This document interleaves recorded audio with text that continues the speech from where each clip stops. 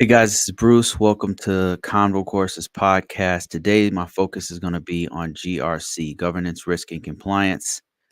Um, and my focus is helping people who are trying to get in this field or considering getting in this field because I get a lot of questions, stuff I can answer because I've been doing this type of work for a long time. I don't profess to know everything. I'm no special talent or anything at this. I just been doing this for quite some time, so I'm just going to tell you my perspective and my experience in it, and so that you can take from it what you want to, and go from there. So I'm going to start off with governance, risk, and compliance. What is it?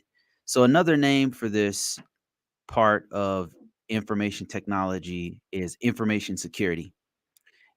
Some people use that term to delineate between the technical guys in the weeds who are doing something like cybersecurity defense or cybersecurity analyst work, which is very hands-on and super technical, versus people who do more documentation and policy type stuff. So my take has always been there's so much blur between the 2. There's so much overlap between the those 2 different fields, if you wanna call it that, I just say cybersecurity. And so throughout this, when I refer to cybersecurity, just know I'm talking about the bigger umbrella of cybersecurity as a whole, and includes everything, every part of cybersecurity, including, the governance, risk, and compliance portion of it. So I've been doing this, since on and off since 2000, year 2000. I started off in the military doing it. So most of my experience is actually in the military, the Department of Defense. But then I branched off into just other parts of the federal government and then even the private sector that I've been doing GRC type work. But that's pretty much all I've done. There's been a couple areas where I've kind of gone off the path and done a little bit of engineering for a bit, but not enough to where I would call myself a full-blown, technical engineer. I just did it a little bit. I've tinkered around with software engineering, but that was on my own time. So just to give you a background of where I'm coming from. So, first of all, what is GRC? So for those of you who might be in IT or kind of mess around with the idea of it, well, let me just explain what it is. So mainly what we do is we help to maintain the security posture of an organization. That's a fancy way of saying we keep the organization at a certain level of security. They have a certain level of security and we want to keep them there, or we're helping them to get to a certain level of security. So, getting and maintaining that security takes a certain level of effort.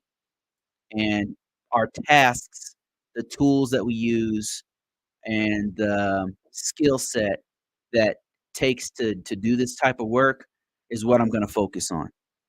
And my what I'm trying to do is give you an idea of what this field is and what you do with it.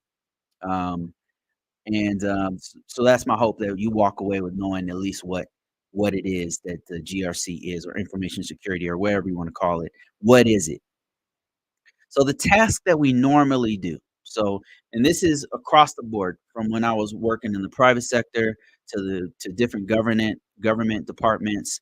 What I normally do is I'm doing coordination with other units. I'm doing mostly policy, framework, and standards type work, and I'm creating and maintaining the security policies and documentation. So there's a lot of documentation involved, a lot of meetings and stuff like that. And let me go into each one of those tasks. So coordination, let's start with that one. What do I mean by that? Coordination means setting up meetings, doing meetings with the information technology department. It might be the firewall team. It might be the management. You might have to meet with them, and sometimes even the CIOs, the directors. I have to talk to them. That coordination it includes things like setting up the meetings, coordinating the meetings on a regular basis.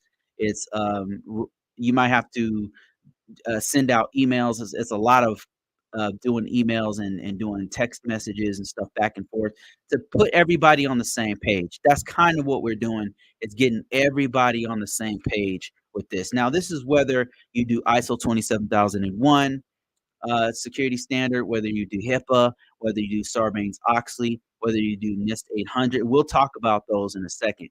But I just want to hover around and stick around the tasks right now. So coordination of this requires us to have bring everybody together, whether you're whatever, no matter the industry you're in. This is something you're going to have to do as a policy person, as a GRC type person. Another thing tasks that we do besides the meetings, and I despise meetings, but it's a part of this job. So it's just something that you have to do. You know, you just kind of get used to it and just becomes part of your genetics as you just do it over and over again. So it's a lot of speaking and things like that. So we'll get into those skill sets. Another task that you're going to have to do is use and understand policies. That means that you have to get smart on those. You got to go read some policies. You might have to mess around with some frameworks, and it depends on your industry, the types of policies and frameworks that you do. A big one is the policies of your organization. Those policies are super important because everything that you're doing in the organization is centered around the policies that they've created. Policies meaning is this a set of rules and a set of way that they do things, and those policies are usually based off of certain standards, frameworks, or regulations that are in that industry or in that government, or in that organization. So understanding those policies and then adhering and meeting all of the requirements that come from those policies, another important task that we have to do on a regular basis. Getting ourselves on task and also keeping the organization on task as well, getting everybody in alignment. So it's important that we understand it so that we can go back and talk to the IT guys or to the firewall guys or to even to upper level management who sometimes don't either understand it or did just don't know about the certain policies. And it's just because there's so many of them. You would think, okay, they wrote it and they approved it. Wouldn't they know the policies? Or no, they don't. Like nobody knows everything, and all of us are just trying to figure out how to manage this stuff within those policies and guidelines. Nobody's perfect. It's an ongoing process that all of us are trying to get on the right track to get your system to maintain that certain level of security compliance. So that's the name of the game. Another big task that we do, that's something that all of our tasks kind of branch from, is creating, maintaining policies and documentation. It's a lot of writing. It's a lot of editing. It's a lot of reading through stuff that's already made and creating and making sure that it's up to date. It's a lot of coordination to make sure that it's up to date because we don't know where I don't know everything. So sometimes I have to go back to my team and say, "Hey, is this right? Like this was written a year ago. Like I know that this is different now. We have this such and such of operating system change, but this right here, I'm not sure what this is. So I got to coordinate with them to figure out and update those documents. Some of the documents that we have to update, and aside from policies and procedures, would be implementation statements is a big one. Sometimes you might have to help with the assessment reports or the assessment plan. You might have to do many different BIA documents, business implementation, business impact, um, business impact. Oh man, business impact documentation, um, disaster recovery documentation. You name it. So all those documents, we're helping to make sure that those are on point. And a lot of times it's not us that's actually doing the documents. We are kind of the facilitators to make sure that they're done a lot of times. It's not sometimes like for example, physical security usually is done by what's called a common control provider, meaning some other part of the organization or unit is actually doing it. And we just got to make sure it's like we're just making sure, okay, do we even have one? Number one. Okay, we have one that's done by security guard dot org. Okay, let me see what they have here. All right, this hasn't been updated in 10 years. We better make sure that it's updated. So we might get back, we might set up a meeting and say, hey, this hasn't been updated in a while. is there a way we can get this one updated? And it's like, sure, we actually did update it. Here's a new copy of it. We updated it just 6 months ago. Here you go. So those are kind of the tasks that whether I'm in Department of Defense or whether I'm in whatever three letter organization I'm in, whatever private organization I'm in, if I'm doing GRC work, those 3 things, coordination with other units, making sure I know and understand the policy and the organization understands the policies and interpreting the policies and stuff. And another big task is creating, maintaining the documentation.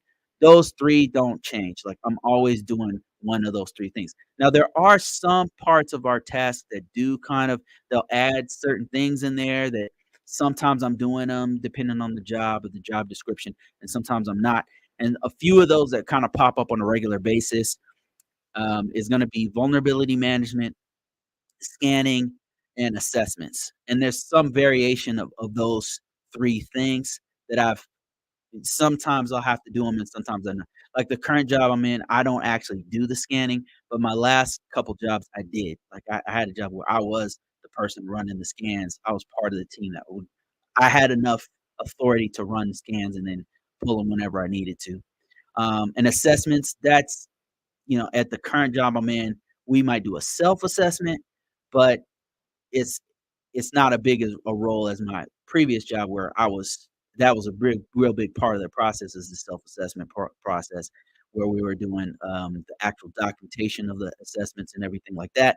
So vulnerability management is another one. Like now at this current job I'm at where I'm doing GRC stuff, I'm doing a lot of vulnerability management. But my previous job, we had a whole team that did vulnerability management and I would just be a part of their meetings. They would pull me into their meetings.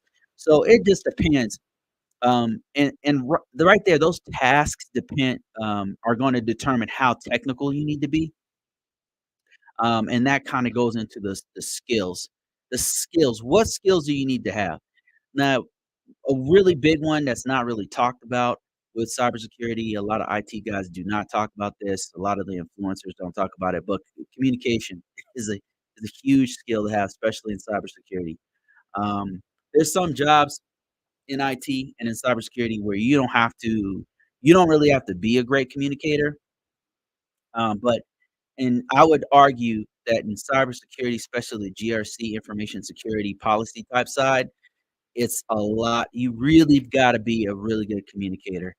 That means your technical writing skills, understanding and simplifying for different audiences a technical issue that you're having. Um, so that's one part of technical writing.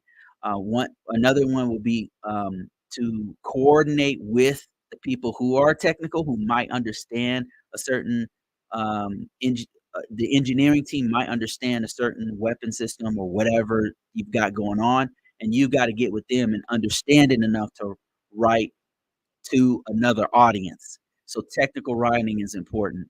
Um, Dealing with difficult clients. This one's big. This takes a certain level of emotional intelligence that a lot of people just don't have. They just don't have the patience to deal with different um, you're dealing with different people from all walks of life. You're dealing with people who deal with stress differently. You're dealing with some people who just don't know how to communicate well. You're dealing with people who might be have some emotional issues of their own, and you're having to talk to them. You're having to talk to them at every level. Your peers, you're having to talk to, and they have the same issues. Not everybody has these issues, right? Sometimes it's just cool. But sometimes you've got to deal with this difficult clients and peers. And that's all the way up the chain, like all the way up to C-level execs, all the way down, and even customers. Like sometimes you are front facing and you have to deal with it. And it takes a certain level of patience to deal with this is not, that's why I always say this is not for everybody. This really is not for everybody. So if you're thinking about doing this for the sake of getting that 6 figures, I'm telling you, it might not even be worth it for you. You might not want to do this. Because it can get very difficult. Now, not all the jobs I've had have been difficult, and not all of them have been where I've had to deal with difficult clients, but not I would say 8 out of 9 of the jobs I've had, 8 out of 9 have had at least 1 or 2 very difficult people I had to deal with, and some of them, the worst is when they're in management. It's so hard. Anyway, they'll get in the way of work. It's just very and you've gotta find a way to get around it to make it work, and then you get yelled at because it wasn't done properly or whatever, or to their specifications or whatever it is, right? So it's dealing with customer difficult is a skill. It is definitely a skill set, part of communication skills. Working with groups. This is another one a lot of IT guys can't do. So, working with in a group, like taking other people's ideas, and working with them and making it work in accordance with certain requirements, that's another big one. Another one would be, working just taking getting your group to work with another group as well, like, working in a group and having the communication skills to listen and to be patient and to put all those ideas in a pot and like take the best one and prioritize things according to the group and the requirements and stuff. That's a difficult skill. Uh, that's another difficult skill.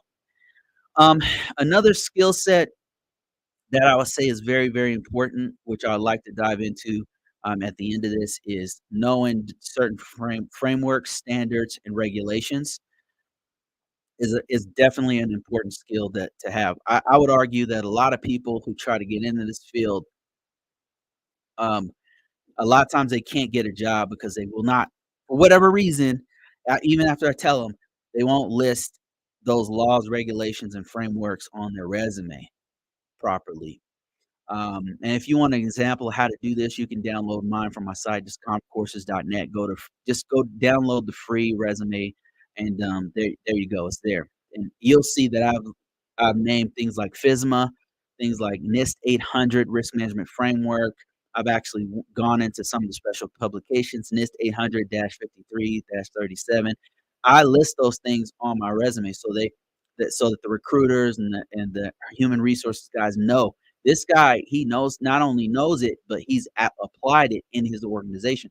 A lot of people don't even know.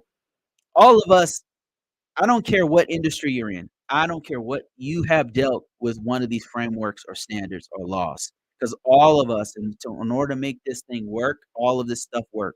Whether you go to the DMV, whether you work in fast food restaurants, whether you have to take people's order, you have to take people's credit card information. If you have to, you are actually abiding by one of these frameworks or standards or laws, because it's the only way to protect information even a little bit. It's the only way to do it. Like, whenever you use your credit card at a store, there's laws around that. It's called PCI DSS, and if you work in the fast food, industry, you may have had to do special things to protect the register, the point of sale device.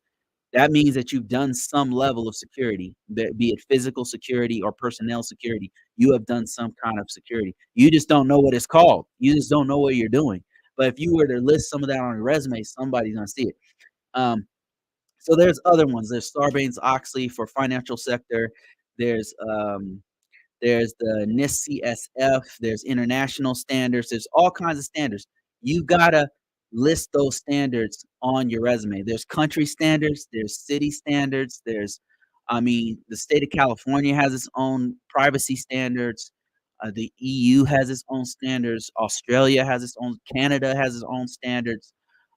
Different industries, the hotel restaurant management industry has their own standards. The you name it. If there's an industry, they have a bunch of laws that they've learned over decades and decades of doing business that they have to abide by in order to have clean food, safe work environments, um, fire safety, all of those things all tie together. And what you'll find is in those regulations, they talk about information technology. They talk about protection of sensitive information, such as PII, personally identifiable information.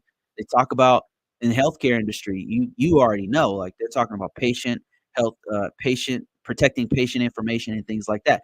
So one of the skills that we need to have is not only understanding those standards, practices, and regulations, but also how to apply them. And that's what you got to also list in your resume if you were interested in GRC. Another thing is basic understanding of information technology. That becomes very important because sometimes the job description that we have doing compliance, it includes doing things like vulnerability assessments. It includes things like scan analysis. It might include some more the technical side of the house. There are some GRC positions that are not technical at all, those do exist. But if you are trying to venture into the more technical aspects, you will have to have some basic understanding of information technology. How do computers work? Hell, what is a computer? What is the difference between a client and a server? How do they work together? Networking, basic networking skills. So those are the basic things that you'll have to know, and there's a few other ones. I'm not gonna get into it, but you've gotta have a basic core understanding of information technology in order to know how to protect the confidentiality, integrity, and availability of, an organization's, assets.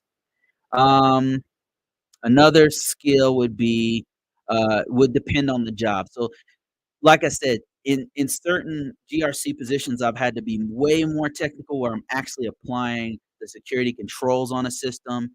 I'm actually working with server technology. I'm actually helping incident response team handle malware or whatever. But there's been some where I'm just in the background writing policy, and that's all I do, and I don't put hands on any computers.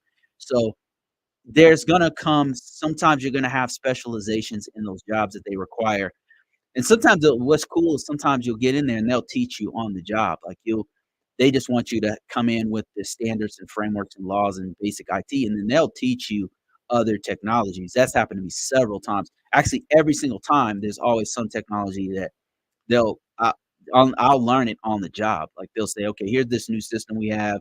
It's called Archer. We're gonna go ahead and teach you, like, here's how you do it. Here, they'll walk me through how to do it, and then I'll know how to do it, after that. Tools. There's a few tools that I've been exposed to that on a regular basis you're gonna get exposed to if you do GRC work.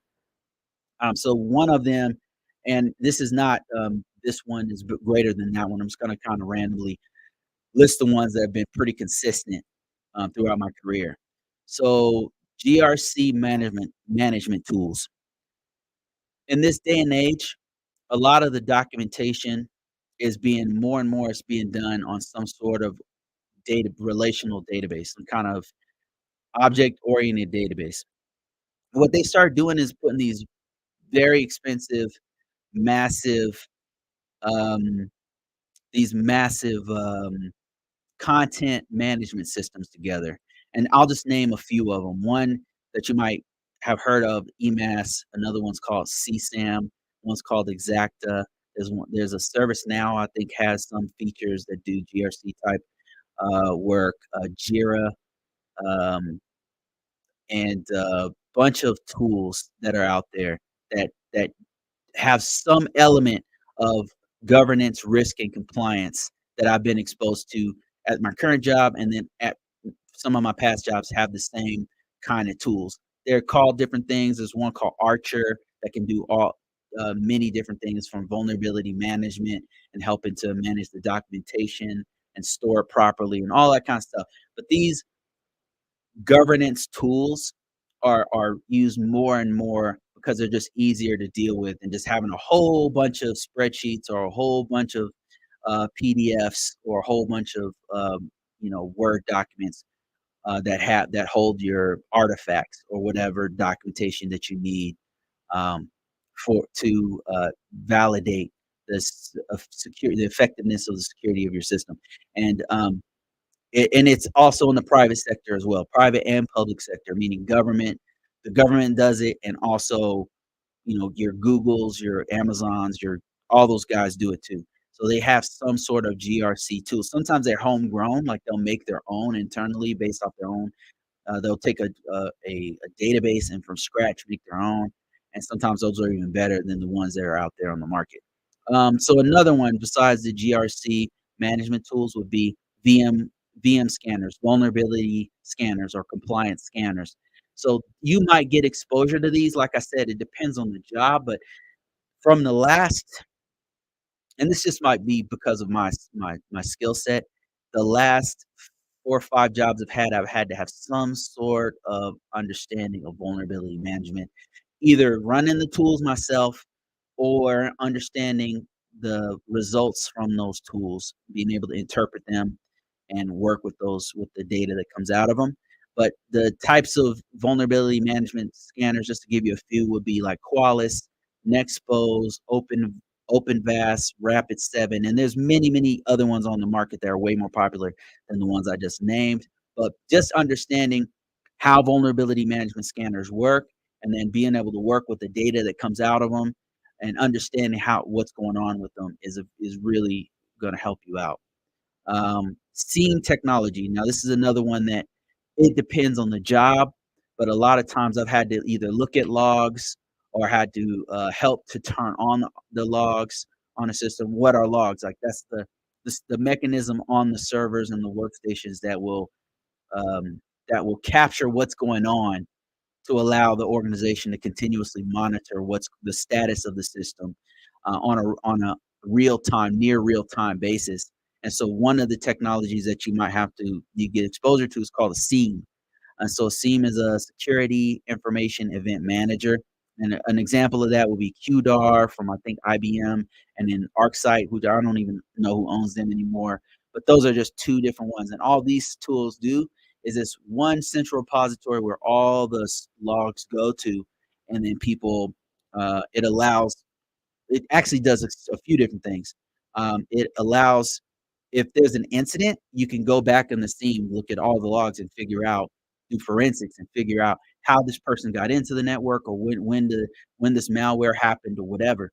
Another thing that it allows us to do is that if there's an internal threat, you'd be able to go, or not even a threat, like it could be something like somebody mismanaged something, or something was misconfigured. You can use the logs to go back in time to figure out when it stopped and why it stopped. So maintenance, and then incident response, and then threat intelligence. Like those are three different things that all are reliant on SIEM technology, continuous monitoring on all three fronts. Spreadsheets is another one that's not mentioned, but man, I'll tell you what, these organizations are absolutely addicted to spreadsheets. They cannot. I mean, we have artificial intelligence, we have SIEM technology, we have we we have incredible tools, and they still can't get away from spreadsheets. Like, there's some of them even incorporate spreadsheets, and they just still use spreadsheets. So spreadsheets is still something you have to know. Like, you still have to be able to use them, and the more you know how to use them, the better. So those are just some of the skills, tasks, and tools that you'll have to learn and know in GRC. And it doesn't matter like what industry you're in, what government you're in. These have been the same things that I've been using throughout the years. I've got some people jumping on here, so I'm gonna go ahead and take some questions as usual. I'm not gonna stay on here too long, guys, but let me see what we got going on here. Check some questions, see what's going on. And I had Instagram up, but I don't know what's happened with it. Like, I'm not sure if it's still up or what's going on with it. So, no questions, nothing going on there, so let me go to YouTube. Let me see, Beach Material says, "Does it make sense, in your opinion, to get certified in ISO 27001?" I would say it depends on what you're trying to do. Any certification in frameworks is gonna help you out on your resume, but some are gonna help you better than others.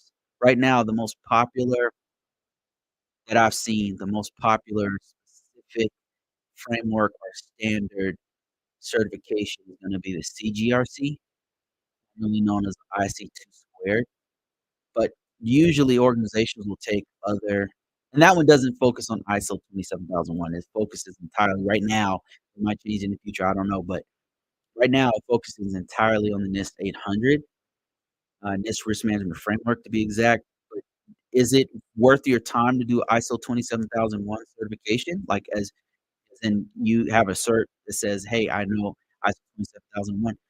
Hell yeah, and the reason why I say that is because ISO 27001, NIST 800, NIST CSF are the most popular certifications. I found that just listing one of those standards or frameworks Just putting one of those on my resume opens up the doors to other things like PCI DSS. I've gotten calls for HIPAA. I've gotten calls for, other standards because I know those ones. They figure I think it's because N ISO 27001 is so robust that they know if you know this one, you probably could pick up the other ones really fast, and that's the truth. That's actually the truth, and it's the same thing with NIST 800. If I list NIST 800, people call me ISO 27001 and vice versa, because they know if you know this one, you probably pick this other one up very, very quickly, and a lot of times, if you've been exposed to this one, you've been exposed to the other one too in an organizational environment. So, yes, I would have to know the name of the certification you're talking about, but, if you tell me the name of it, I'll be able to give you some idea of the popularity of it. I think ISACA has a ISO 27001, and that's a great organization to get certification from. So, that's someplace you might wanna try out, ISACA. Alright, let me see if I got some stuff on TikTok here. Questions on TikTok before they close TikTok down. Um, in the US. I graduated in May with an information technology and CompTIA trifecta. Um, CompTIA trifecta, okay. How can I get a SOC analyst gig? So, mostly they're looking. I'm just gonna keep it real with you. Mostly people are looking for experience. A lot of folks are getting I'm not telling you don't get a certification. I'm not telling you to don't get a degree. I'm a huge advocate for both of those things. But what they're really gonna look for is experience.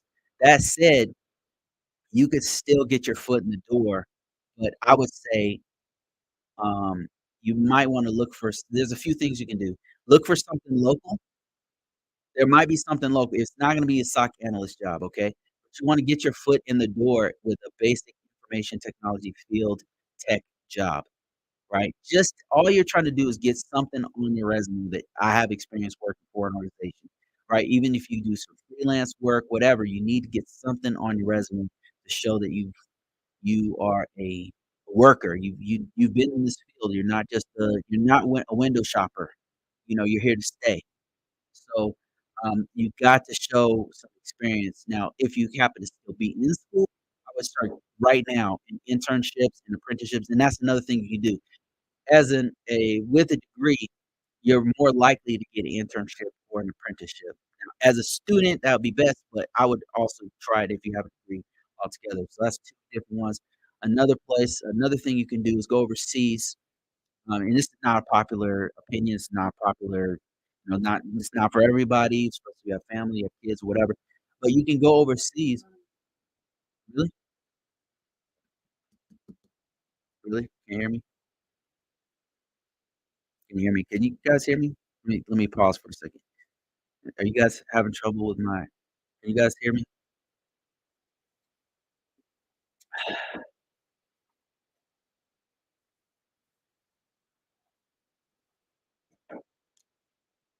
Test, test, test.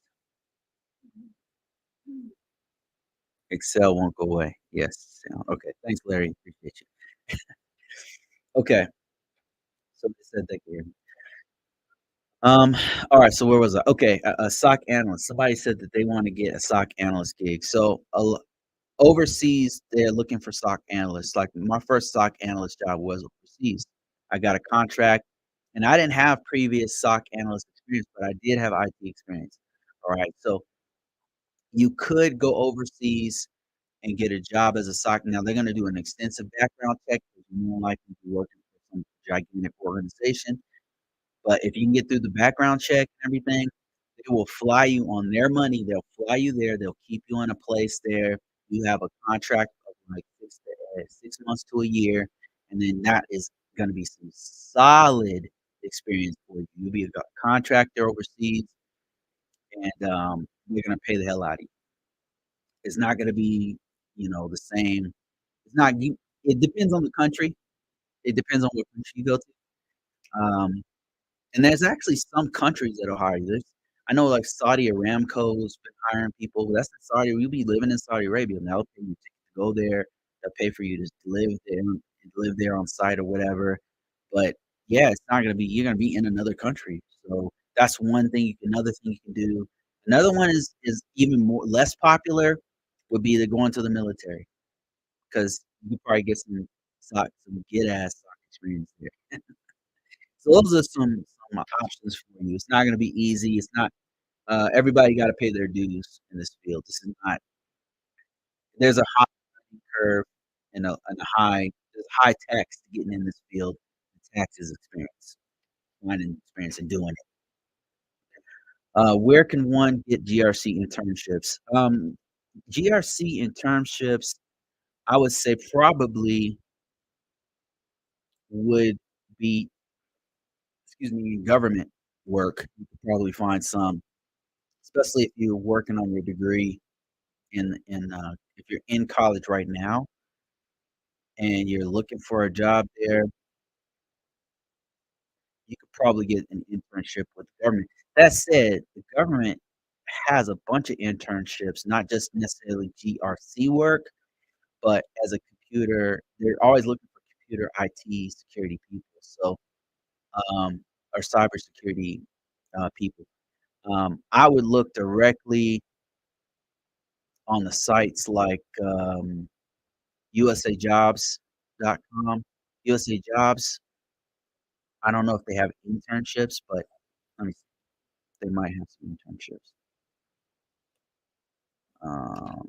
USA Jobs internships. Before I lie to you about anything, Federal Internships Portal.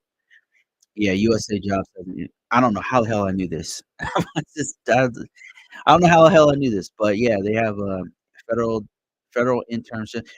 You know why? It's because they're always messaging me. They're always sending me these messages about internships and apprenticeships and all kinds of stuff. Yeah, let me show my screen. If you happen to be watching me right now, and I'll describe it to all the people who listen. But there's a if you just go to intern.usajobs.gov, you'll find you'll find a bunch of internships, not just IT related. Now, it's not necessarily GRC only. They've got nursing jobs here. They've got computer scientists, IT specialists. The IT specialist type jobs are the ones where you'll find this kind of work, the kind of work I'm telling you about. Sometimes they don't name it GRC. They're not gonna name it. No, not sometimes. They never name it GRC. Nobody calls it that in government. Nobody calls it GRC. It's they have all kinds of names for it, but they don't call it GRC. Right? They call it Information System Security Officer work, Information System Security Managers, information. You call it cybersecurity risk analysts. You call it cyber security defenders. Sometimes do nursing type work. Those are some of the words in the government that they'll use.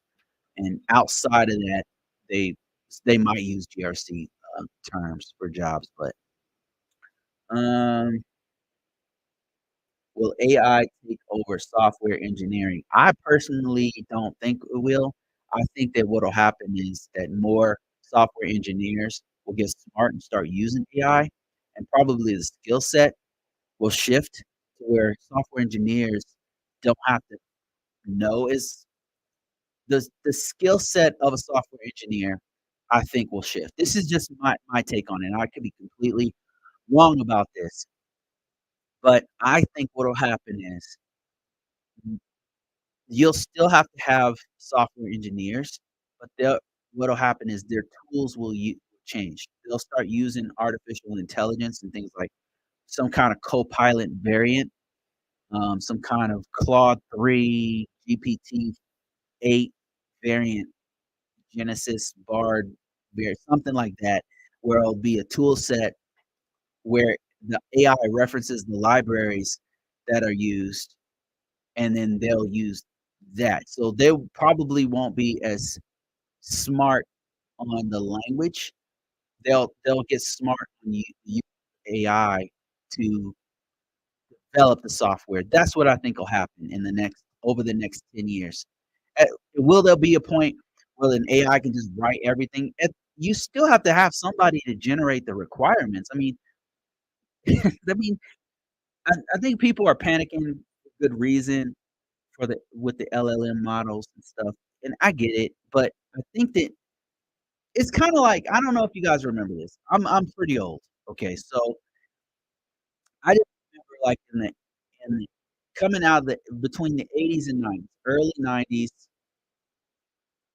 there was a time when programmers had to know something called assembly. Some programmers had to know, like, I don't know if you've ever seen assembly, but it's like ones and zeros. It's machine language. And and some programmers, they had to have some programmers who I mean, you had Fortrans and COBOL and some other old ass languages, BASIC, some old ass languages, people, and they're much easier to understand because they're written for humans. It's a language written for us to understand, for our brain to comprehend how the logic works. But underneath all of that is just straight up ones and zeros. And there was in the '90s, early '90s into let's just say '90s, right? In the '90s, 'cause I can't speak too much on the '80s, but there was some '80s code that '90s people had to deal with, and some of that was written in ones and zeros in a language called assembly. So, there's not too many people who know that language anymore. Straight up machine code ones and zeros, and there's not many people that have to mess with that language anymore because we have modern languages. We have modern programming languages where you just don't have to know that anymore. It's just not necessary to know how ones and zeros to move the mouse around. And actually, it's too much information for us to. It's like trying to draw with ASCII code. Like, why? Why make it harder?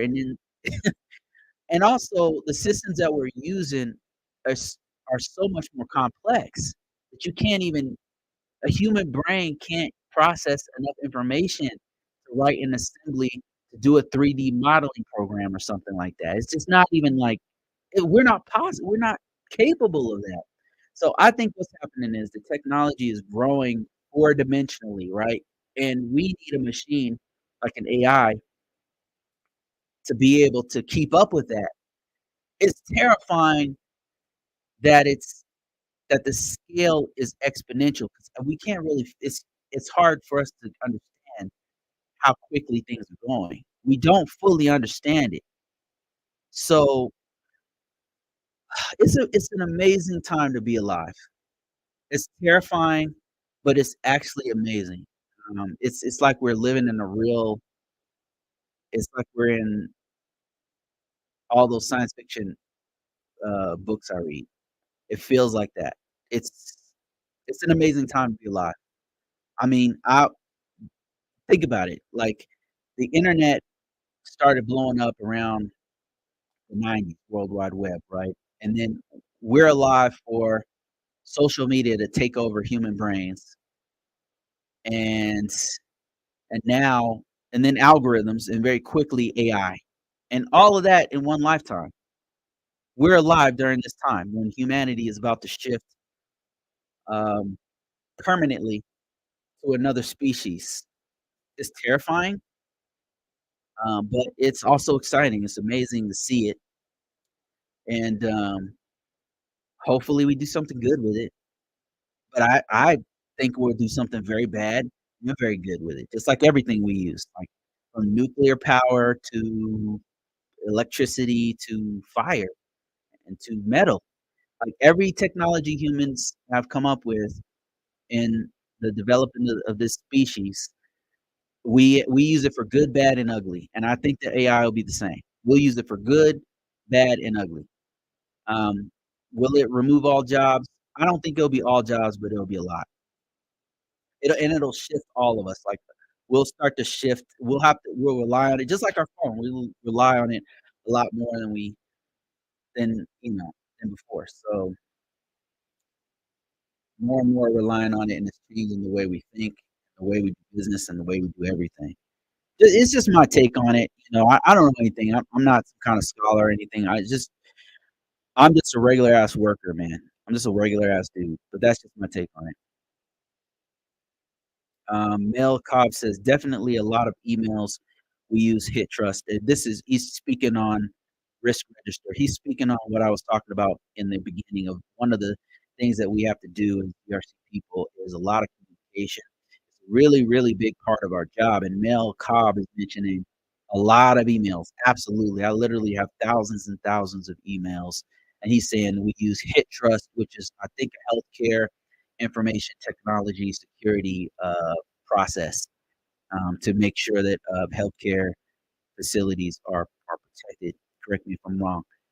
Risk register is another thing that they use. I think risk register is a GRC tool for managing documentation and artifacts and things like that. So that's another one I didn't mention that one, but I think that's what it is. Please correct me. I'm not an expert in every field, so I don't know. Like some of these tools I kind of offhandly heard about or had very little exposure to.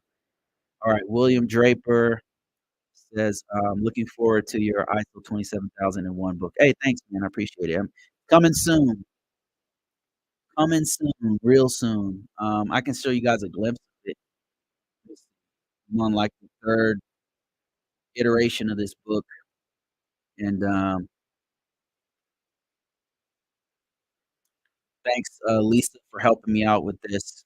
Lisa helped look at some of the wording on this thing and gave me some hints on. That's why I got some pictures in here and a little bit more of my own personal perspective in there. So thanks, Lisa, for that. So yeah, here's the book right here, and what I want to do is break it down. I want to break it down as simplest form here, and what I'm showing on the screen, if you happen to be listening to me, is some of the diagrams and infographics that I put together to show how it works, and focusing in on the things that we need to know. We being information technology people who are doing this stuff. We people who have hands on. So here's a real good breakdown of ISO 27001. They break it down by clauses. You have a clause. The main ones that you need to watch is going to be clause 4 through 10. And in this infographic, I've got clause 6, 7, 8, 9, and 10, and I show how these are used, how these are lined up with the controls. ISO 27000 family has its own set of security controls, and so each one of the clauses lines up with those controls, with some of those controls, and then also it lines up with something called the Plan, Do, Check, Act, which is a method of conducting business, and method of getting things done, and checking your work as you go. So that's ISO 27001 in a nutshell. One thing that I didn't mention in that particular um, in that diagram is the um, clause 4 and 5, which is the context. Clause 4 is the context of the organization. The organization needs to know their business. They need to mind their business, meaning they need to know, understand their industry. They need to understand what they're doing. And then clause 5 is leadership. Leadership needs to be on board with it. Doesn't this all make sense? If you happen to be an IT person, especially in cybersecurity, it absolutely makes sense. You cannot do this work. We cannot do our job without without the leadership fully signed on with what's going on. So this ISO 27001 makes sure from the get-go that leadership is involved from the beginning. It's a requirement. So right in the middle of this diagram, I put lead, clause 5, leadership, real important. And then it goes to the plan, the do, the check, the act. And that's ISO 27001. And all this book does is in a very simple fashion goes through like here's the plan, the do, the check, the act, and here's what you're doing with each clause. And I'm thinking about doing another book where what I do is give you actual templates and documents of how to do it. Like here's the document of how you do a the equivalent of a system security plan with this. So that book's coming soon. I'm still working on it. and, you'll stay tuned for that, probably out in the next 30 days. Right now, it's getting formatted and getting the cover, done and everything. So, thanks for asking about that. Um, oh, Larry, man, thanks for that 20 bucks, man, I appreciate you. He says, "Don't rule out working for the federal government. I work as an I w I work IT project management for the government and recently had my first GRC related project come across my desk. The government is actively looking for IT cyber talent." Yeah, all the time. It always blows my mind when people are talking about how many layoffs there are, and I'm not saying they're not, but a lot of those are happening in the private sector who are very much dependent on on stocks and stuff. They really are dependent on market forces more so than government. I'm not saying government is not dependent on market forces. Their money source comes from somewhere else, comes from your tax dollars. So, it's a little bit different. So, federal government is always looking for talent. They're really looking for people. The thing is, there's a huge learning curve and experience curve with it, and that's where I'm seeing a big disconnect, especially with the younger folks who are trying to get in this field and they're trying to get that stable money. They're seeing influencers like myself talking about this and saying, "Man, I have no problem getting jobs. I have no problem getting jobs." And then they're saying, "Man, like, and how much are you getting paid?" I'm telling them, and they're like, "Damn, okay, how can I get in?" And then the government's like, "Hey, we need people." There's this big gap between getting in the door and then people who are coming straight out of college to get there. But the thing is, it's there. I was showing before, like there's these internship portals. USA Jobs has a federal internship portal. You might have to. Sometimes it's not going to be in your state, right? It's not gonna all immediately be work from home or something like that. It's just the way they do it in the government, but they like Larry said, they are definitely looking for people all the time. Different contracting organizations are looking to hire people to get in these jobs for the government, and old folks like myself are getting out. Like, I'm on my way out of this work, you know, like, I'm looking on the horizon saying, I'm out of here, like, I don't wanna do this anymore." Even some of my coworkers are like, you know, I'm kinda done, you know, like, we just been doing it long. It's not that it's bad, it's just it's been a long time, you know, it's been a really long time, so and the boomers are already gone, like, our parents are just starting to retire and get out of this work, so now there's this huge gap of people that we need to fill these, roles, so, yeah, there's a huge demand for it. Let me see, Junior on TikTok says, "Is it possible to get an entry-level job with just a Google certification? I also have a degree in computer science." Um, so I don't know. I don't have experience with the Google certification. I would recommend something more marketable like the Security Plus. And I'm not saying that Google certs are not good.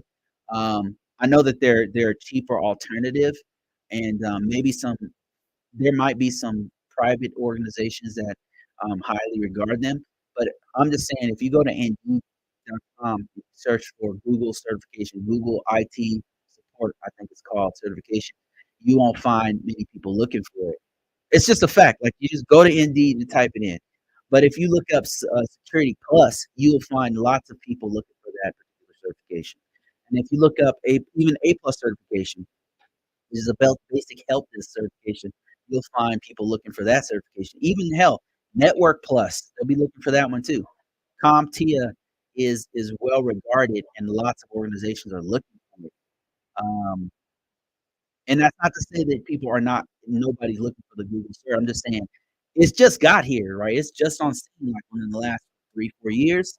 So people just don't know about it. Google's not very good at marketing some of their other tools and certifications. They're not in the business of doing that. They just put stuff out there. They make cool stuff and then put it out there and then wait for people to show up, you know? And sometimes that works and sometimes it doesn't. So this is my 2 cents on it.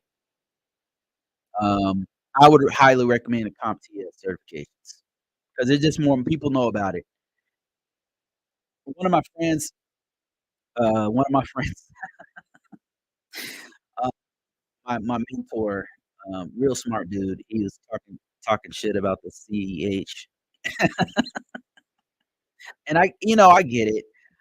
He got the CEH, he said it wasn't useful, but I'm telling you, people are looking for it.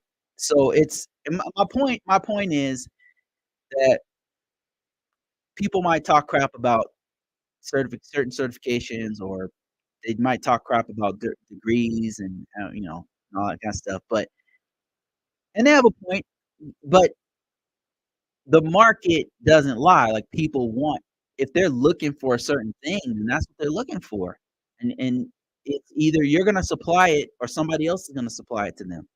So, you've gotta, in some level, adhere to the market forces.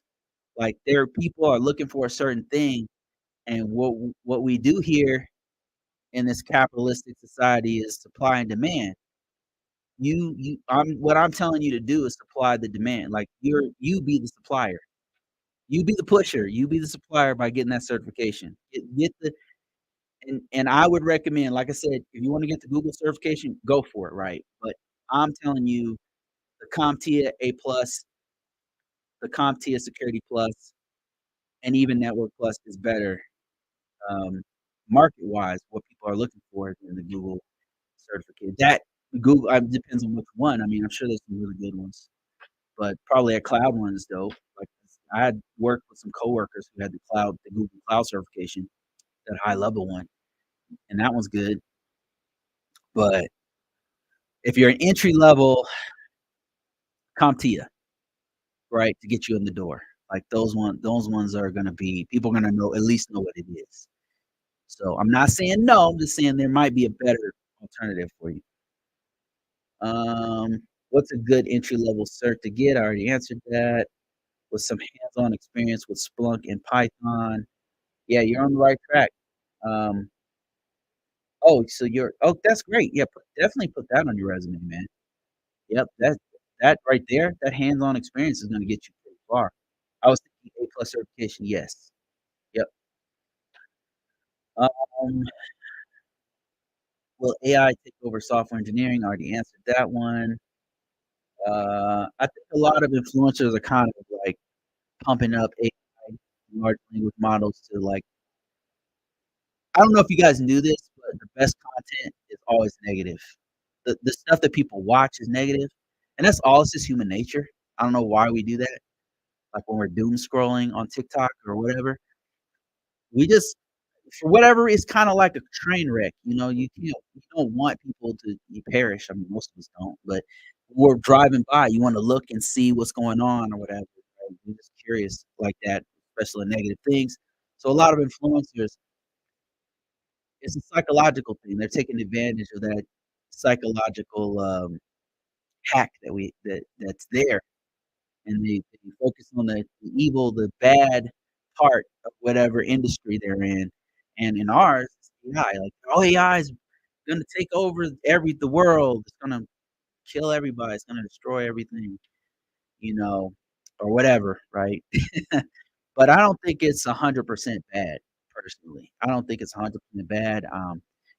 And I would say that probably the thing that's looming is it will change us, just like phones did. I mean, this right here is a doomsday weapon right here. This thing has changed us. Like, we are different. We're not the same animals we were before because of this phone, because of social media, and because of this. And I think AI will do the same thing or more than what phones and social media have done to us. And it would be really smart for us, and very really mature and wise for us to take a lesson from what social media is doing, continues to do to us, and and apply that to artificial intelligence and how that's gonna change us. Maybe we just say, "Accept, hey, this will change us, but maybe it can change us for something better, like, maybe we can be better, with this. How? Like, let's be creative and come up with a way that we can use it for our advantage instead of destroying ourselves or our kids. Maybe there's something we can do to help us out here," you know? So, I don't have the answers, I'm just some guy. Um, let me see. Let me see. I got some more questions, comments here. I've been talking for about an hour. Let me try to do a speed run through these and see if I can answer some questions. Okay, somebody said introvert here. GRC is not for me. Don't like to talk. Don't like talking to people. So I'm gonna need to get real technical if I want to get into cybersecurity. And the thing is, more tech web. I'm also very introverted. I'm one of the most introverted people I've ever met. I've ever encountered. I'm There's not many people who are more introverted than me. I know it doesn't seem like because 'cause I've been doing this. You know why I do this? I forced myself to do it over and over again. I just kept it was like throwing cold water on myself over and over again until now it's just like I can do it like I'm breathing. And, it's the same thing with meetings. Um, Same thing. Like, I just force myself to do it and over until I'm just good at it, or I'm passable. So, as an introvert, like, don't paint yourself into a corner, especially if there's opportunities ahead of you. That said, if you feel like you would do better, um, configuring firewalls on a cloud, go for it. It's there. There's plenty of opportunity to do that. But don't paint yourself in the corner, and that goes for the extroverts too. Like, don't label yourself and then be like, "Well, I can't do that because and push yourself. Try to go to another push yourself to the next level and, challenge yourself to do something that you're not comfortable with. I'm not comfortable with doing this. I'm not comfortable with meetings. I'm not comfortable talking to people. Um, it's every time I do it, it's gotten easier. Like, the first time I did it, I froze up. First time I did it, I was in the military and I froze, like, they made us do it. I was a s I was a cop in the military. I was security police, and they would just we had to do this post briefing in front of, like, a colonel. A colonel or a general would come, and here I am, just got into the military, and I'm supposed to do this briefing in front of this colonel. And what they would do, what our flight chief would do is just make us do it over and over and over and over and over again until we can do it in front of anybody. And then one of the things he would have us do is he would have all of us be on a stage in front of a group of our peers and come in there and do our post briefing right in front of everybody, in front of our peers, in front of all of them would be there like an audience. And then he'd make you go in front of everyone and then give your post briefing.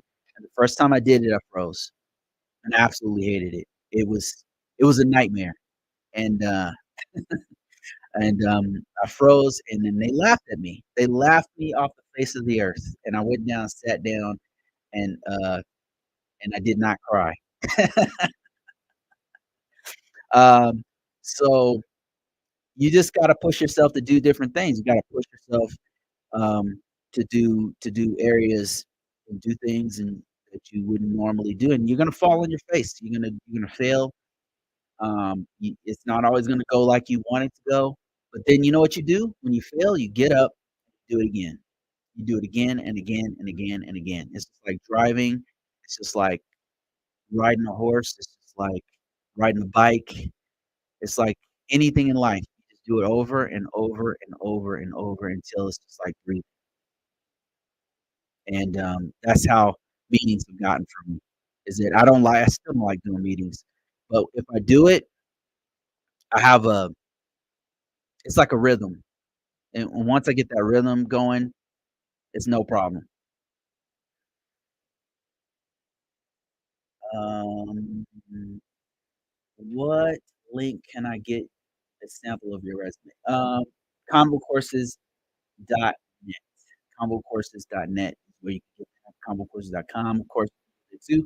And if you happen to be the link should be in the description or in my profile. Go there and, it's there, it's for free. If you don't wanna be on the newsletter, you can just there's a place where you can, you can unsubscribe after you get your hands on my resume. So you're the person who creates STIGs. I've been the person who created STIGs. Um, oh, no, create STIGs? No. No, no, no, no, I don't create the STIGs. The STIGs are good. Okay, let me back up. STIGs means Security Technical Implementation Guides and is created by the Department of Defense. The US Department of Defense makes those. They give them out publicly, and it's a breakdown of all the security features that you're supposed to have on Windows 11, Windows 19, Windows 2022, Office 365. They have one for all the most of the major applications and most of the major operating systems, including Linux and Mac, Macintosh, and all that stuff. So um, that's what a STIG is. It's input how to put the security features on these different applications and OSs that we use. Do I create them? No, they're created by DISA and the Department of Defense. What I used to do is I would help implement them. I would take the implementation guide and we would go through a server or we go through a workstation and implement them and then make sure that the system still worked. So I don't do that at my current job. I'm part of the process of making sure that it's implemented correctly, but I'm not the person implementing it. But I know what they are. I've had exposure to them, and I've done it before. Um, always wondered what Qualys does. So is um, Qualys is a scan and vulnerability and compliance scanner, kind of like Tenable or Ready, Rapid7, or some of the other. There's a whole bunch of them out there. OpenVast. There's a whole hundreds and hundreds of these out there, and if you include the open source ones and the really small organizations who create their own, there's thousands, maybe millions of them out there. Qualys happens to be one of the top ones. The top ones probably be Tenable, Qualys, and then I don't know, Nexpose, and then there's a few other ones out there. I'm sure I'm missing a bunch of them, but those are the Qualys is pretty big, very expensive too. And then he says, "Is Splunk also a scene?" Yeah, yep. Splunk is one of the. I think right now Splunk is the main dog. It's the big dog on the block. It's probably the biggest one right now. Used by all kinds of major organizations. And then what is ISO 27001 lead implementer? Implementer? What is a lead implementer? It sounds like what I do, but for ISO 20. So what I'm doing, and I could be wrong, I don't know, but it sounds like, and I don't want to hold it, I don't want to lie to you and guess. Let me see. I would say while I'm typing here that it sounds like the guys who are implementing the security features on a system in accordance with ISO 27001. That's what it sounds like, and that's kind of what I'm part of a team that does it. But lead implementer, I'm looking it up as I'm talking to you. Let me see. The lead implementer, ISO 27001 implementer training course enables participants to acquire knowledge necessary to support an organization's effective planning, implementation, management, monitoring, and maintenance of the information security management system. Yeah, so that's what I do. What they said is what I do, but for NIST 800. So a lead implementer they maintain security posture of a system in accordance with ISO 27000 ISO 27001, and to make sure that the information security management system is up to speed. How do you break into a GRC after CYSA? Actually, that's a really good off ramp into GRC because CYSA is going to be your implement. They're going to be your SOC analyst type. So if you're a SOC analyst type person, a person you're gonna have exposure to incident response, you're gonna have exposure to you're gonna have to know something about networking and computers, so all your basic IT stuff is taken care of, so I don't have to tell you that. You're gonna have to know a lot of security features that are supposed to be on the system because you're gonna get exposure to vulnerabilities that might be on the network. You're gonna get exposure to all kinds of security features that are supposed to be done by the organization, and so that exposure to the security best practices is gonna be key to, um, building your GRC, profile profile. And what you're gonna wanna focus on, though, that here's something that the CYSA people, the SOC analysts and the cybersecurity analysts of the world don't focus on, and it's gonna be your standards and frameworks. That's your NIST 800, your ISO 27001, writing policies, writing procedures. Those are the things you wanna put on your resume or have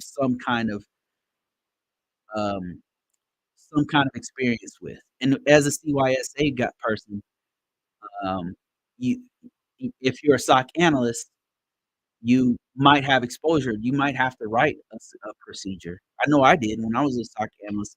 There were some procedures I would have to write so that other junior SOC analysts, when they came in, I would give them, "Here's what you need to do. Here's a breakdown. Here's some cheat sheets of how" I would write them for 'em, like work instruction, I would give them to them. And then sometimes there was a couple times when they reached out when the, actual GRC people reached out to us and said, "Hey, could you explain the security features of this tool, this ArcSight tool you guys are using?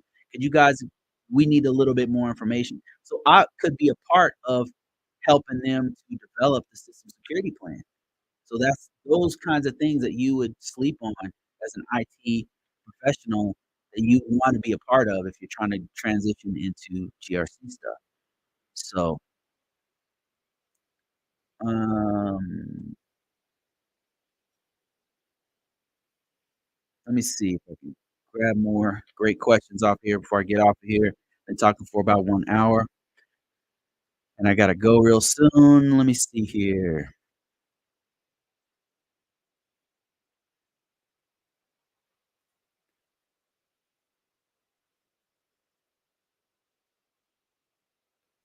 Okay, so Mike says, "Under the government leadership, there are a lot less jobs,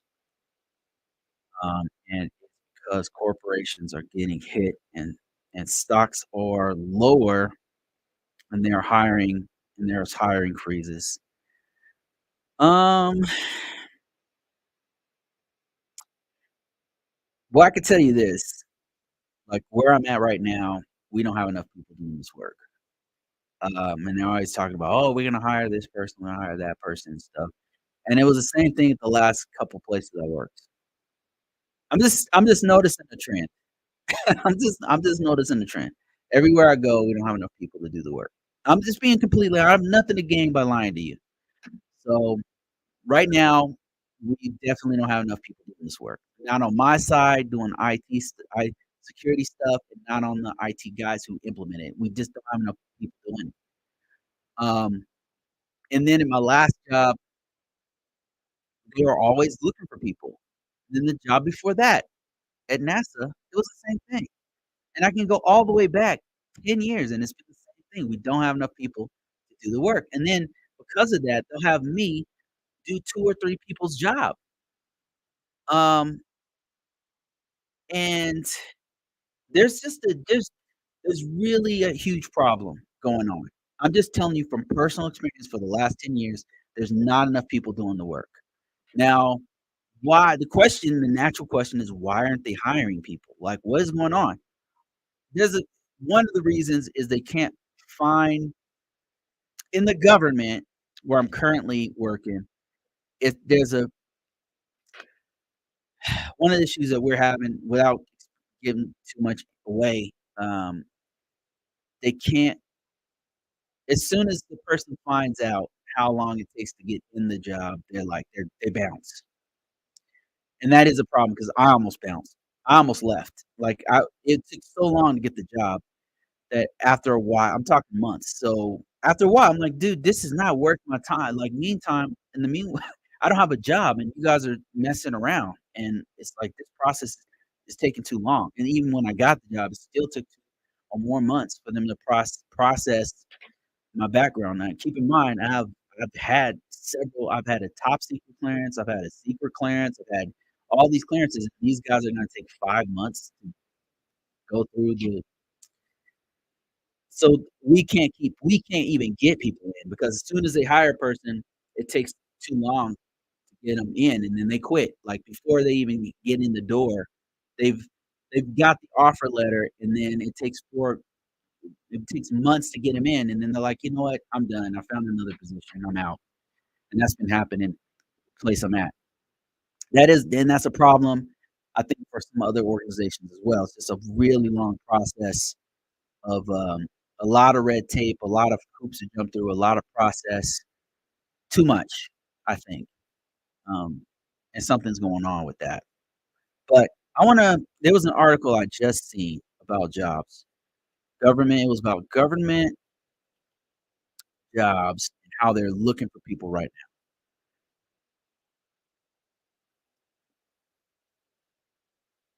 They're looking for people right now.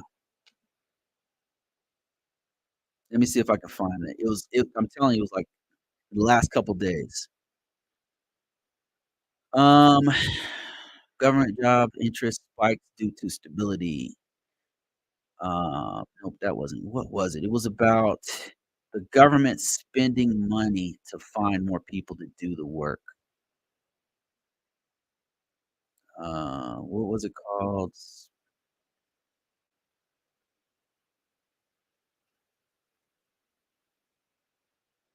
Because they're really having a problem getting people in. And I think it might be a couple things. Like the process of getting people in is too hard. The it might be that they don't pay as much as the private sector pays. Like Google might pay you twice as much as you would make with the government, or 3, 4 times as much, or something crazy.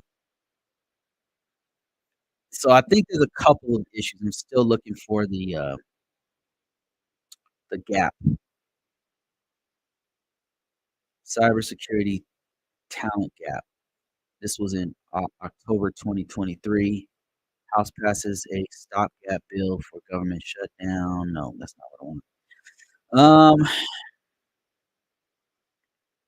there's a there's a huge push to try to get more people in here in this field, and they're looking for more people.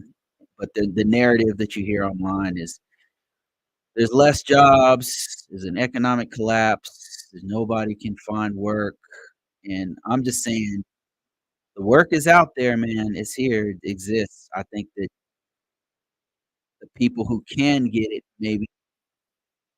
uh, maybe they're just not interested in work. Maybe they don't want to the commute. I think that there's m there's more going on than just an economic collapse. Like, these narratives are crazy, like, they're always black and white, and, they're always, like, black and white, like, all women want this, and all men want this, and the government is gonna, it's always black and white, and that's how you know it's not necessarily a lie, but there's more to it than that, and, uh and I think that that's the same thing with this, is where they're saying, "Oh, all there's no jobs and the government's gonna collapse and the economy is going down and everything." There's more to it. I'm just telling you, I've been working this job for many years, and it's I we really need more people to do this work. We really and all the boomers are leaving, man. I'm telling you, retiring, they're getting the hell out of here, and now there's even more of a need to do this work for people to come in and do this work. And I feel like I'm the only person saying this, and, like, am I crazy? I think, like, maybe I'm crazy. I don't know. Yeah, I don't know anything, guys. I don't know. I don't know. Maybe you're right, Mike. I don't know. Okay.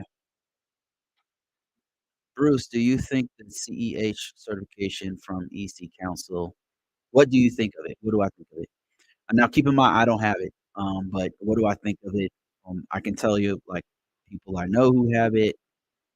I can give you my take on that, and I've looked at the material, have a book on it. See, I thought about taking it a couple times, like, seriously thought about it, even start studying it. Anyway, this question goes on to say, and another question, do you think projects and important are important for your portfolio? If so, what kinds of projects should you include? Okay, first question about EC Council's CEH. I think it's a marketable certification. I'm not a pen tester. I'm not an ethical hacker in any way, shape, or form. Have I messed around with it? Yes, it's fun. It's interesting. I have to know some stuff about ethical hacking, but um, red teaming and blue teaming stuff and pen testing and stuff like that. I have to know a little bit about it, but it's not my wheelhouse. It's not what I do personally. So I can't off the top of my head tell you about attack frameworks. I can't off the top of my head break down incident response and how that works. I can not without some notes. You know what I mean? Like this stuff I'm telling you, like risk management framework and stuff. It's most of it. I have no notes. I have come on here, nope, unprepared, and just off the top of my. I just been doing it a long time. I can't do that with pen testing. I can't. So that said, I have studied and sat for lab. I went to like a what do you call them? A boot camp where they were trying to get us prepared for some pen testing certification many years ago. And I've had to stay like smart on some of this stuff. And I gotta say, I like the material in CEH. It's interesting. I like how they introduce you to all the tools and stuff. It's kind of cool. But I can see how real hackers and the guys who are really doing this on a day-to-day basis, like the guys who are really needs on pen testing, they look down on the certification. They don't respect the certification, and if they have it, they would not tell other people they have it. Um, and it's the reason why is because it's not respected among hackers. And if you it's really not respected among hackers, is what I'll say. Um, they shit on it quite frequently. Um, but as a marketable certification, I think is good. Like if you're trying to level up your career and you're an IT desk, you're a help desk guy or IT computer support tech, and you're trying to upgrade and you're trying to go that route. If you put that on your, you get that certification, people are gonna notice it for you. Like at your level, if that's where you're at, they will notice it. Somebody at a higher level, like who's already a hacker or whatever, maybe.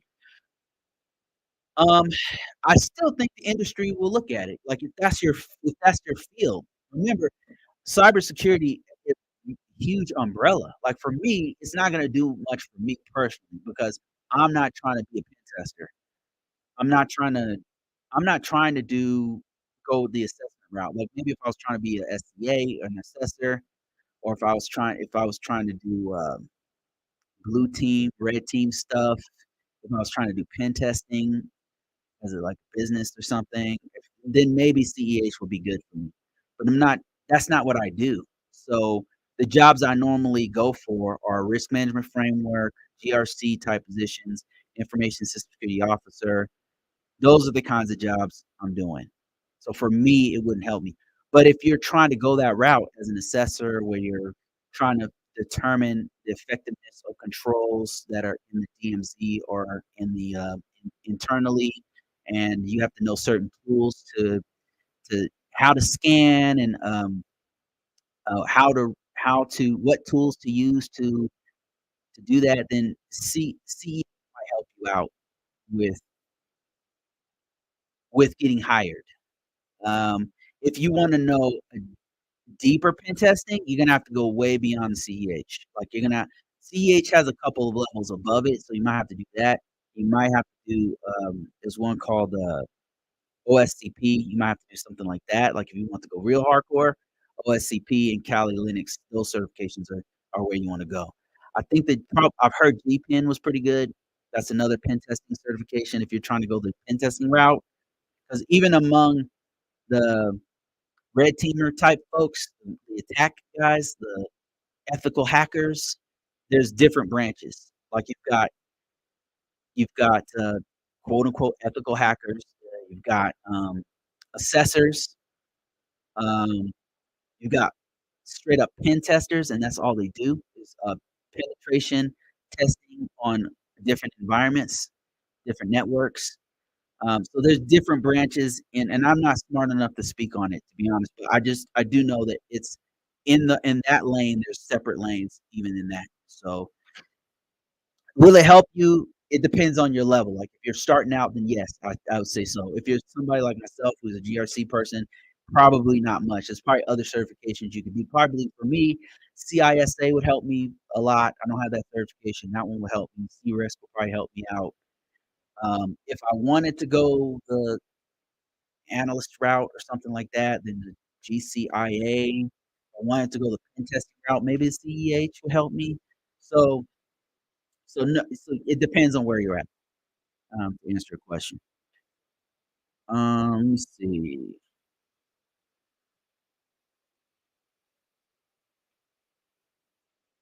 Looking through other people's, comments. I work as an IT technical I work as IT technician at school.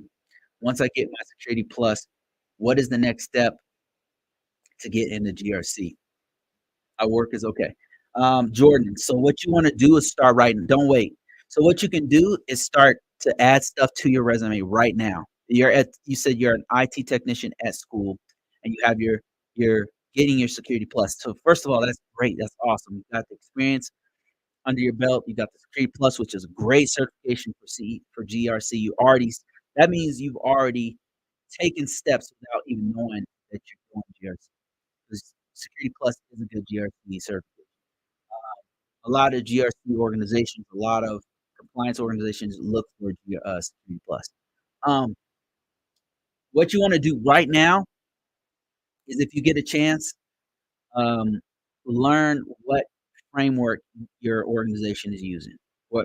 All the IT technician work you're doing, it's gonna be based off of a policy. You guys have some policy of like, okay, if we get a vulnerability that's a high, we have to have it done in 3 days or whatever you have a policy in place that tells you. So get familiar with the policy of the organization.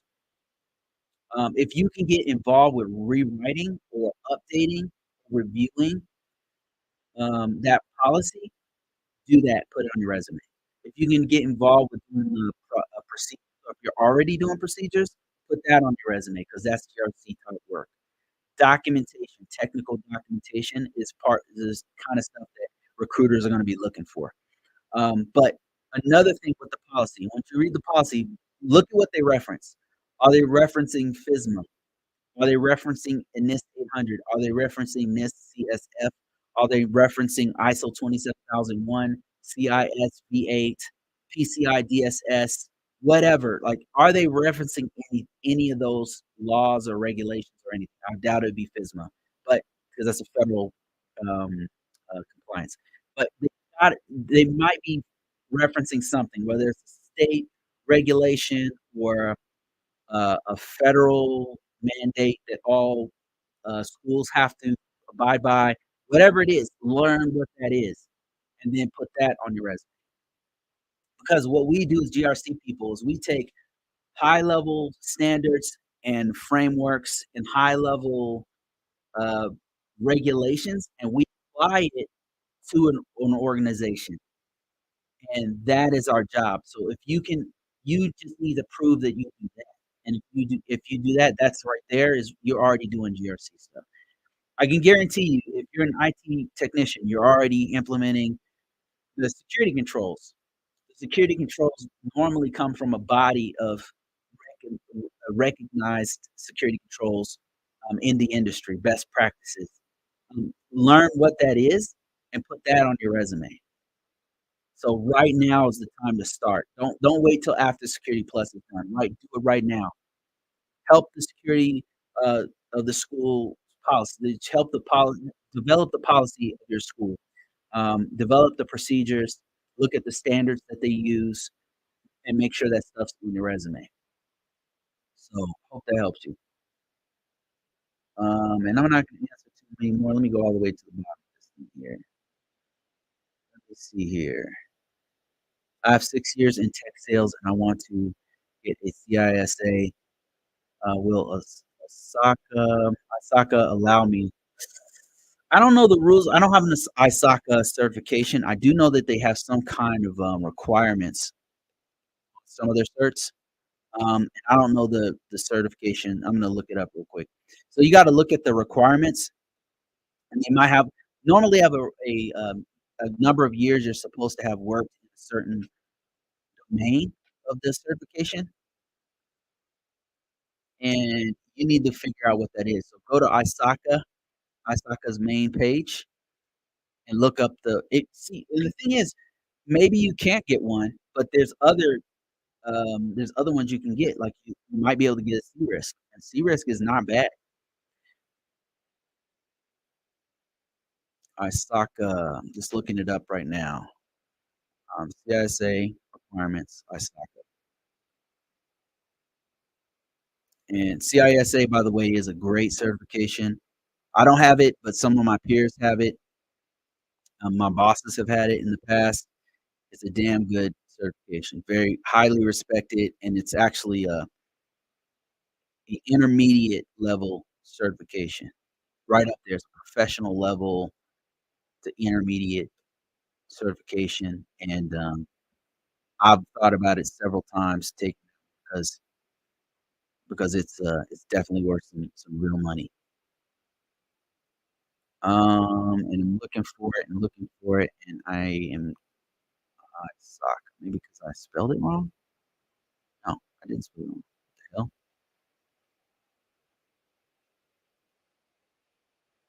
Wow, they should really advertise their stuff better, man. This is a high level certification, and it's not coming up on the first page of Google at all. Alright, anyway, so what you wanna do, I don't know off the top of my head, I don't have that certification. Go to ISACA's main page and look up the requirements for CISA. They normally have a requirement for ha being skilled or having some experience in that particular the domains of the certification. So that's where you wanna go with it. Oh, because 'cause I'm looking at news, that's why. Wow, okay, damn. Okay, here it is right here. CISA certification. Uh, Let me see if I can find the requirements.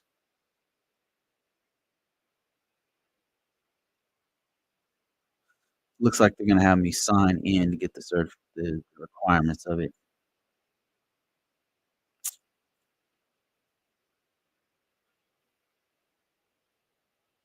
Yeah, I would definitely look into it, and then also look into the C risk as well, because that one's pretty good.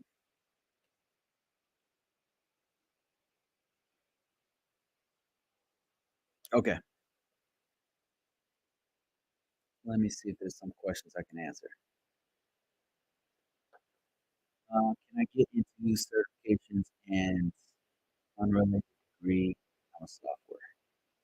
I'm a sophomore. Can I get into certifications and unrelated with an unrelated degree? That's what you mean. I'm a sophomore. What is your what's your current degree, if you don't mind me asking? Um, I could tell you this, Chris. So in the industry, if you're trying to get a job in this industry, a lot you what they're really looking for is not necessarily a cybersecurity or computer degree. I mean, that'd be ideal, and it's gonna give you more networking with other people who are getting in this field, and internships and apprenticeships and stuff like this. So it opens up doors if you actually want an IT computer-based degree. But in the field, like where I'm working, like in IT as a whole, a lot of times if they're looking for a bachelor's degree or associate's degree, whatever, a lot of times they're looking for at least a STEM degree. So STEM would be science, technology, engineering, mathematics degree. Any one of those is what they're looking for. Um, that said, if you have experiences overall, if you have experience in this, experience is above degree, experience is above certification. Now, I'm by no means not I'm not telling you don't get one, a degree or a certification, because they're very valuable and very competitive, which is important. So that's good. But the the experience is really what they're looking for. So if while you're in school, what I would recommend you do is see if you can help them to put images on computers, help on the campus in some way where you're already doing IT stuff before you can finish your degree. Even if it's online, they might have some stuff you can do on while you're online for the school that you can put it on your resume. The experience is really what you're trying to do. Like if you got to get the experience is worth its weight in gold. Like it's so important that even if I've worked, let me put it to you this way. I've worked, and I've told this story several times. I worked with several people who did not have any kind of technical degree, and I worked right alongside of them, and they didn't have no technical degree. One guy had a degree in music, one guy had a degree in English or something, and he just happened to have experience doing IT work, so he was able to work, hand in hand with me. All right, guys, I gotta get going within the next 10 minutes. I don't know if I could take any more long questions here. Somebody said, "Can you make six figures just starting out?" No. Cannot. Just keeping it 100% a buck with you. Six figures is not gonna happen overnight. Is there a way you can do it pretty quick? You're gonna have to take some crazy, risks, like going overseas and shit like that. You could probably do it that way. You got yourself a certification, and then went overseas, you might be able to do it like that, maybe, and that's you probably get close to six figures. Thing is, it'd be untaxed, so you could get close to it that way, but without experience, just starting off immediately, no, like six figures is gonna take you some time. Just keeping it real with you. It takes a minute to get there. Not to say you can't get it, and also it depends on where you live, what your skill set is, like, anybody saying, "Oh, you're gonna make six figures immediately," it's not true, man. They're gonna make six figures off of you when you buy their course. That's what'll happen. I mean, um, what are some good questions to ask when conducting a kickoff meeting? Oh, man, depends on the kickoff meeting. Depends on the meeting that you're having. So if you're kicking off the meeting for a new system or something like that, oh, man, I gotta get off this thing. You guys are gonna have me talking past my time here. I gotta get going. Thank you guys so much. Larry, thank you so much for that 20 bucks, man. I always appreciate it. Now I can give myself some more liquid death. Um, thanks everybody for watching. I hope this stuff helps you out a bit. Um, I will talk to you guys next week. Peace.